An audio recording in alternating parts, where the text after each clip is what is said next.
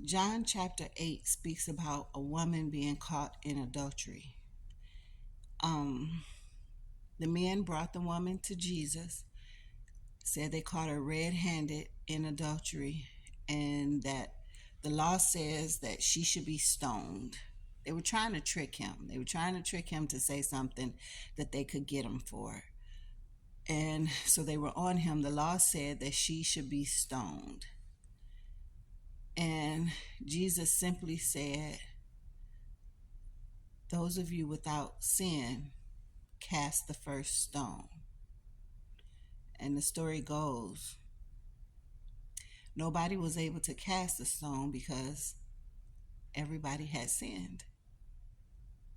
And they all walked away. Jesus looked up and saw that it was just him and the woman. And he told her to go on about your life. You've been forgiven. And I think about us today. I think about, I was watching the news the other day, and there were people talking about the man who murdered the kid. Well, there was a murderer, and there were two men that were in this interview, and one man was talking about capital punishment, and the other man was talking about life in prison without parole.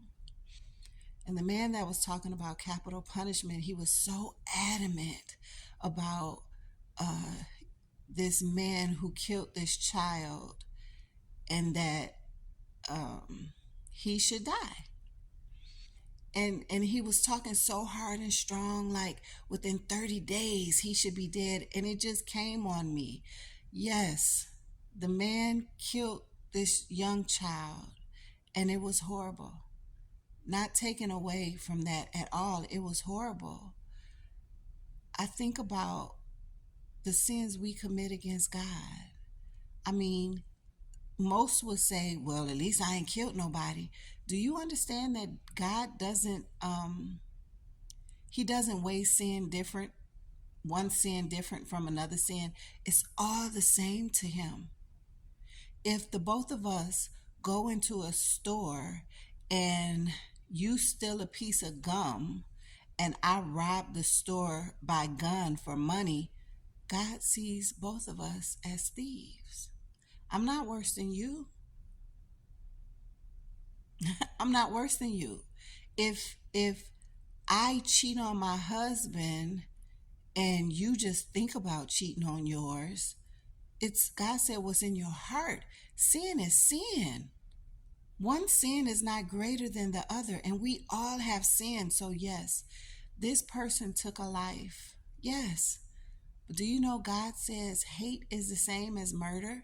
And most of us will say that we don't hate anybody, but I found out that hate simply means that you passionately or intensely dislike somebody. That's what hate means. God considers that as murder. We have to be careful. We have to be careful not to point the finger at everybody else and not see how we're living. Because God sees us. And how you judge, you will be judged. Just because you don't do what I do doesn't make you better than me. Just because you don't sin the way that I sin don't make me worse than you. God sees sin the same. I don't care how you look at it. God sees sin all the same. And so just as we want to have compassion, we want God to have compassion on us and forgive us. We have to forgive others, whatever it is that they're doing, however bad you think it is. We have to, else we won't be forgiven. And that's a dangerous place to be in an unforgiven state. We got to think about that. We have to ask God to help us with that, because I get it. The man killed a baby. He killed a baby. Why would he do that? At the same time, you sin against God. Why would you do that? God sent his only begotten son here on the earth to die for you so that you can live.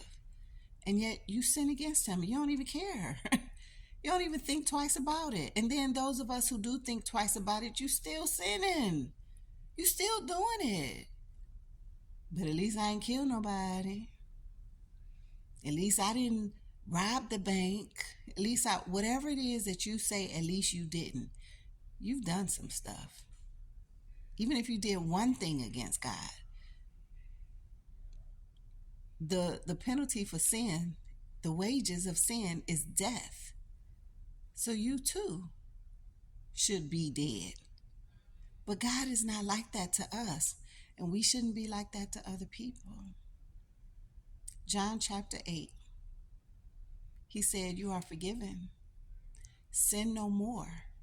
You know what I'm saying? And that's how we have to have compassion, empathy, and forgiveness for other people, because we are not greater than anyone. So be careful how you put your tongue on people. Pray for them. Ask God to open their eyes and their understanding. First, ask God to open your eyes and understanding so that you can forgive and have a heart to pray for somebody, because we can't change nobody. It's hard trying to change ourselves. We just got to be careful. We just got to be careful.